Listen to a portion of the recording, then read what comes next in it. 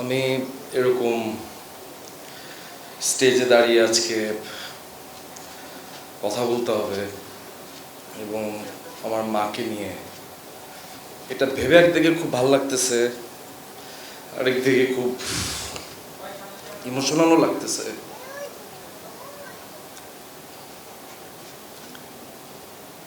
কারণ আমি ফিল করি যে আমি সারা জীবন আমার মারে খুব পেইন দিয়ে আসছি আসলে। কারণ আমার জন্য আমার মা আসলে অনেক লুকায় থাকতো আর কি সবার কাছ থেকে। আমার আম্মার অনেক রূপ আমি দেখছি এই জীবনে। আমি যখন প্রথম গভর্নমেন্ট ল্যাবরেটরি হাই স্কুলে ভর্তি পরীক্ষা দিই, আমি 3000 স্টুডেন্টের মধ্যে মেধা তালিকায় তৃতীয় স্থান অধিকার করে আমি গভর্নমেন্ট ল্যাবরেটরি হাই স্কুলে ভর্তি হই। আমার ইচ্ছে ছিল আমি এখানে ভর্তি হই। সেই দিন আমি আম্মার আনন্দের রূপ দেখছিলাম। আবার আমি একই ছেলে যখন 2009 সালে সে গভর্নমেন্ট ল্যাব স্কুল থেকে এসএসসিতে ফেল করি, তখন আমি আমার মাকে ধসে পড়তে দেখছি আমার সামনে। আমার আম্মা তখন ব্রেন স্ট্রোক করছিলেন আমার এই নিউজটা শুনে, এবং প্রায় 5 বছর আম্মা প্যারালাইজ ছিলেন। আমার বাম হাত, বাম পা এবং আমার জিহ্বা প্যারালাইজ ছিল।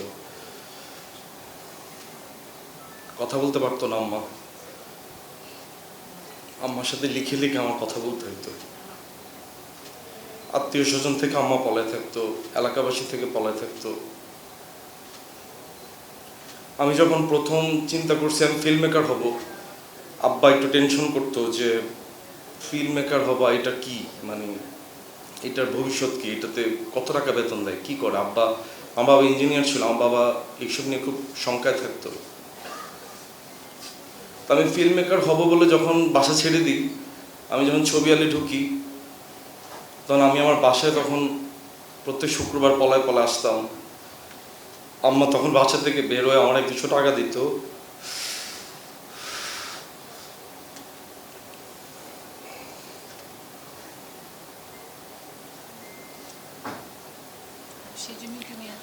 আম্মা তখনও পলায় থাকতো, কইতো তুই গেলে কি ডিরেক্টর হবি, তোর আব্বা তো এটার লাই বাসা চিল্লাচিল্লি করে। আম্মার বলতাম আম্মা টেনশন নিয়েন না, ভালো কিছু করবো ইনশাল্লাহ।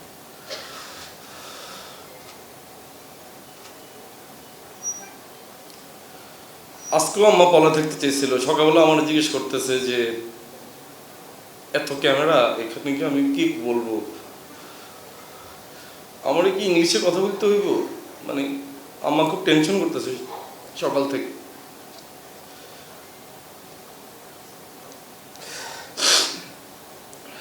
আমার যে মা মাধ্যমিকের গণ্ডিও পার হইতে পারে নাই, সে মা শুধুমাত্র আমাদের 2 ভাই বোনকে না, আমার 4 মামা, আমার ছোট খালা, প্রত্যেককে আমার মা প্রতিষ্ঠিত করছেন আমাদের বাসায় রেখে।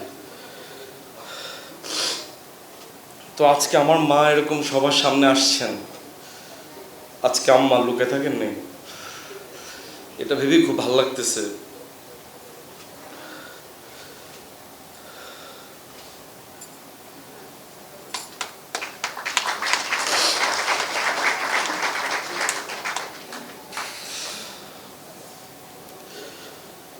আমি খালি সবাইকে একটা কথা বলবো, শুধুমাত্র সাকসেসফুল মাই না, যারা অকৃতকার্য, পিছিয়ে পড়া, ফেল করছে জীবনে, লাইফে স্ট্রাগল করতেছে, কিছু করতে পারে নাই, তাদের মায়ের প্রতিও আমার সমবেদনা, তাদের মায়ের প্রতিও আমার সম্মান থাকবে। কারণ আমাদের সমাজটা এমন সমাজ যেখানে ফেল করলে বা সাকসেস না হইলে তাদেরকে অনেক ট্রমার ভিতর দিয়ে যাইতে হয়, যেটা আমি ফেস করছি, আমার মা ফেস করছে।